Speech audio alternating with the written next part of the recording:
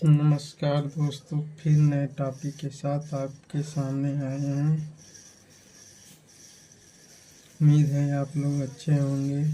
पहला टॉपिक हमारा है, हम जानते हैं कि large number of the free electrons metal में उपस्थित होते हैं। इलेक्ट्रिक फील्ड अनुपस्थित होने पर करंट क्यों नहीं फ्लो होता है। दूसरा टॉपिक है, ओम्स लॉ सभी कंडक्टर के लिए सत्य है, हाँ या ना। तीसरा टॉपिक है, फिलामेंट लैंप के द्वारा ओम्स लॉ को वेरीफाई किया जा सकता है क्या, इसके बारे में क्या राय है। Overload and short circuit condition में क्या होता है। तो हम पहला टॉपिक लेते हैं।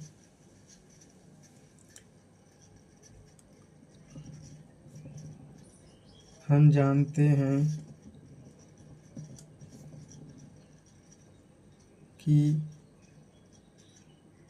किसी चालक में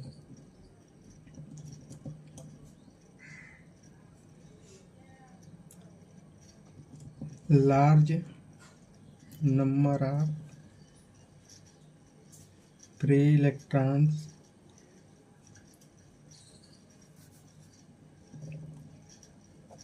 होते हैं। ये फ्री इलेक्ट्रॉन्स मेटल में रैंडम मोशन की तरह गति करते हैं, इसका कोई डायरेक्शन नहीं होता। जैसे एक तरह से समझ सकते हैं कि छोटे बच्चों की क्लास में जैसे कोई टीचर नहीं उपस्थित होता है तो छोटे बच्चे अपना अनुशासन और फ्रीडम को महसूस करते हैं।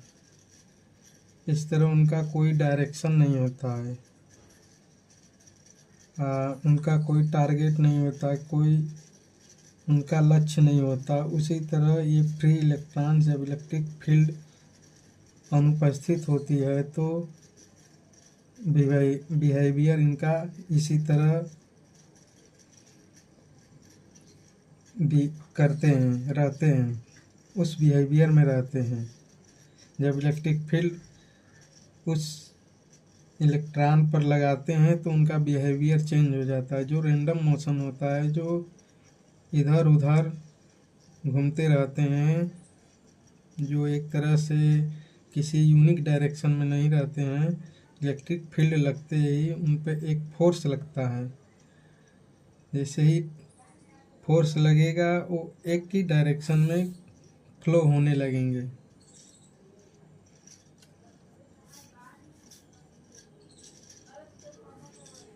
जब हम इलेक्ट्रिक फील्ड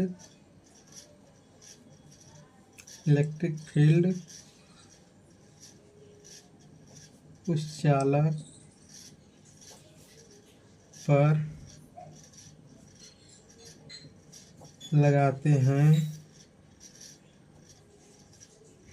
उनका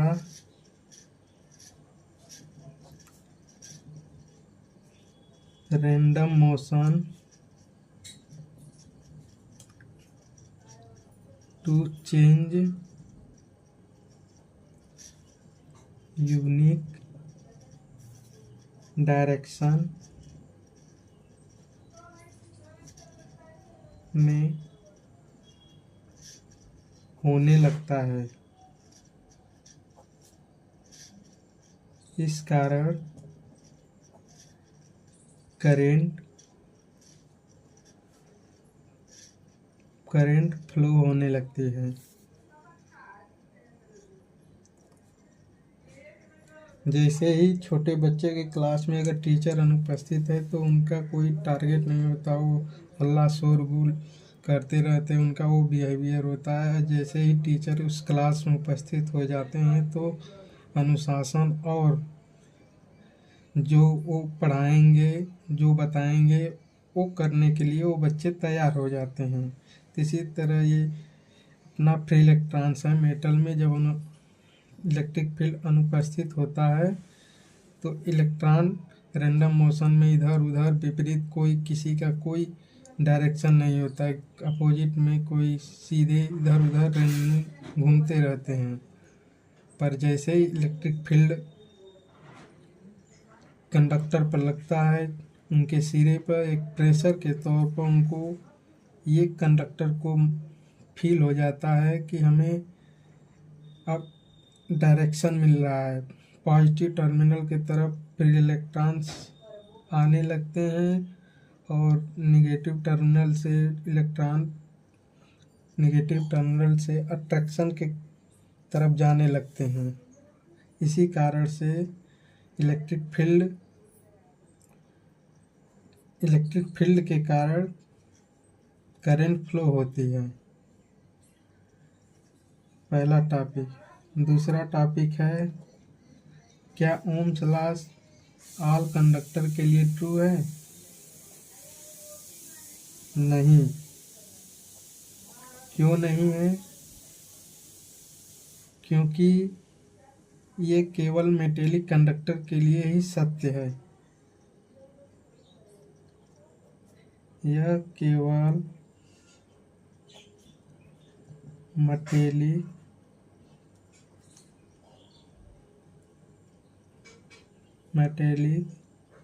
कंडक्टर के लिए ट्रू है, क्योंकि इनका फिजिकल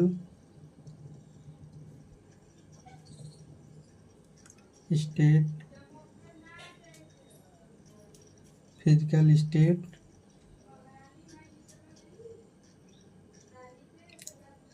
रहना चाहिए।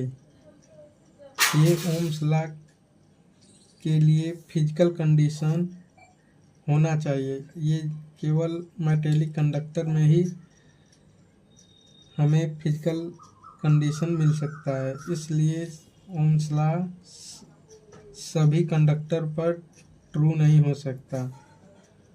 तीसरा है, फिलामेंट लैंप के द्वारा ओम्स लॉ को वेरीफाई किया जा सकता है।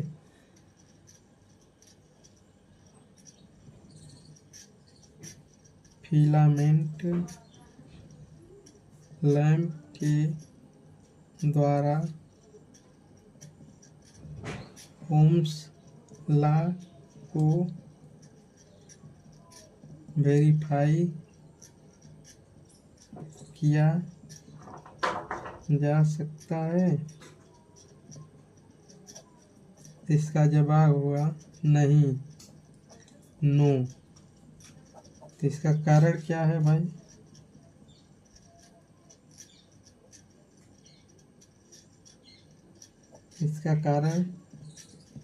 इसका कारण है, जब फिलामेंट लैंप को हम सप्लाई देते हैं वोल्टेज डिफरेंस से, सोर्स से, तो लैंप में रोशनी आती है। रोशनी के साथ हीट उत्पन्न होता है। हीट जो है, फिलामेंट लैंप का जो वायर होता है उसकी टेम्परेचर के कारण उसका रेजिस्टेंस, जब हम फिलामेंट लैंप को पोटेंशियल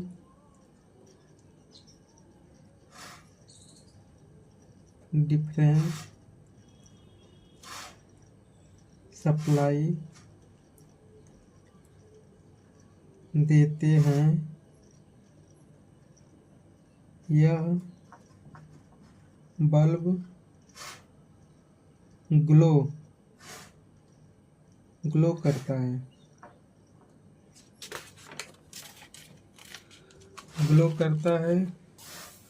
ग्लो करने के साथ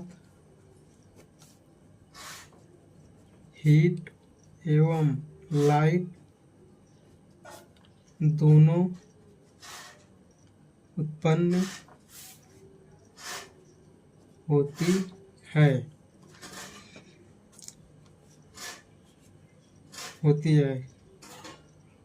टेम्परेचर के कारण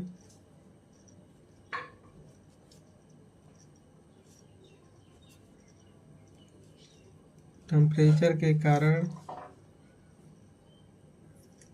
फिलामेंट लैंप का रेजिस्टेंस वेरी करता है।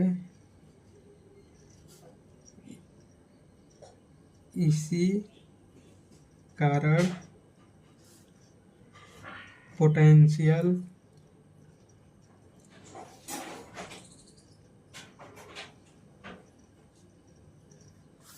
डिफरेंस भी वैरी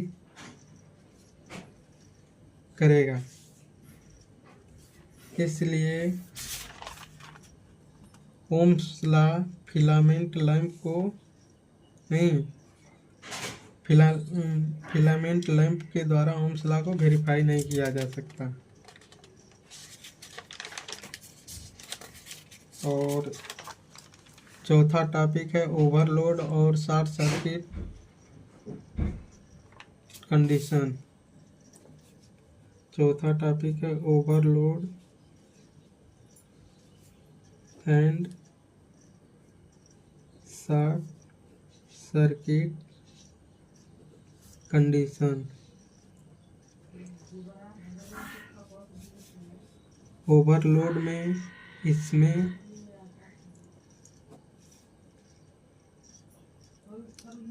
वोल्टेज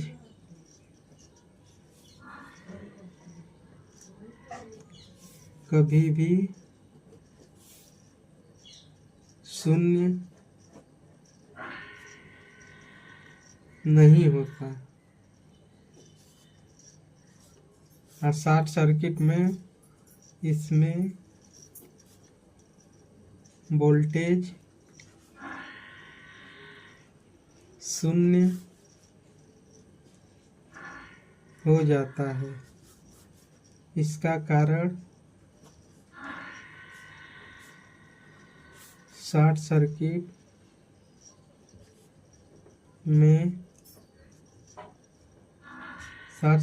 में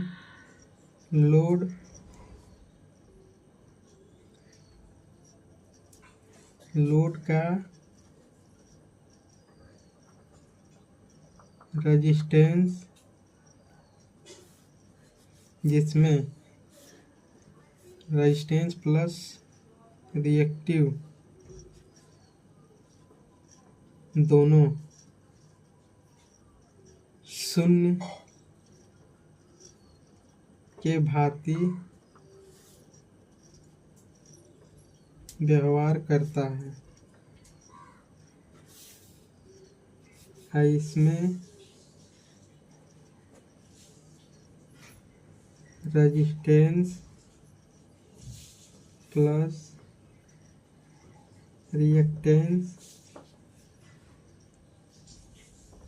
शून्य नहीं होता। कुछ वैल्यू रह जाती है।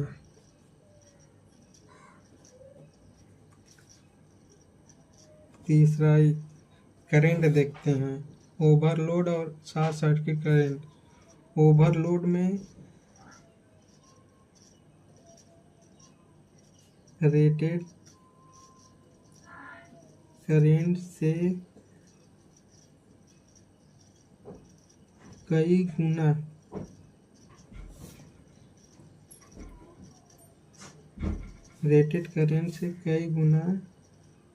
करंट फ्लो होती है। और शॉर्ट सर्किट में रेटेड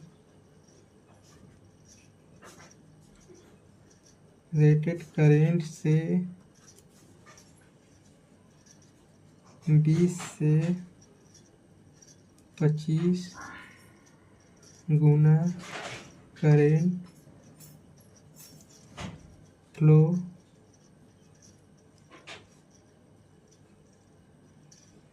होती है। चौथा, इसमें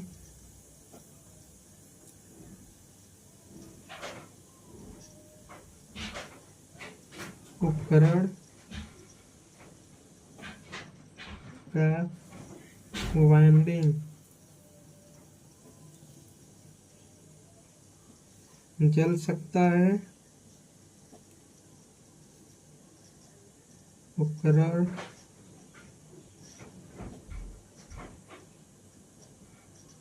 खराब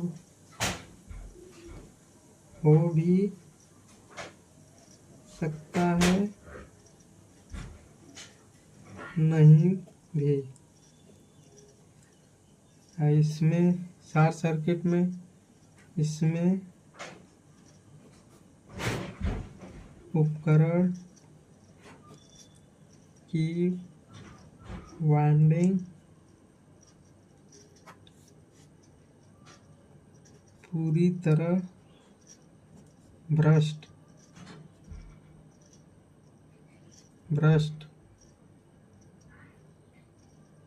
जलना भ्रष्ट एवं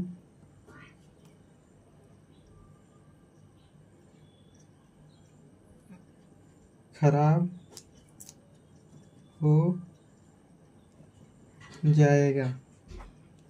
इस तरह ओवरलोड में वोल्टेज शून्य नहीं होता।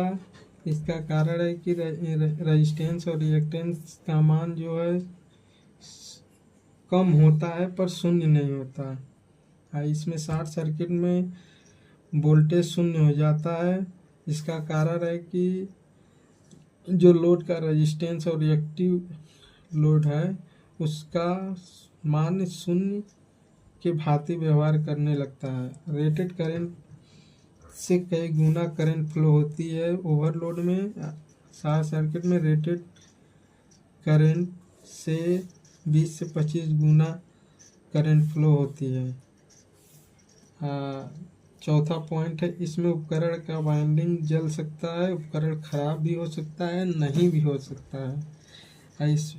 इसमें शॉर्ट सर्किट में इसमें उपकरण की वाइंडिंग पूरी तरह से भ्रष्ट हो जाएगा, जल जाएगा, क्योंकि रेटेड करंट की क्षमता बढ़ने के कारण जो वाइंडिंग का वायर होता है वो गल जाएगा हाई टेम्परेचर के कारण। इस तरह इस टॉपिक को हमने देखा है। Thank you. वीडियो को देखने के बाद लाइक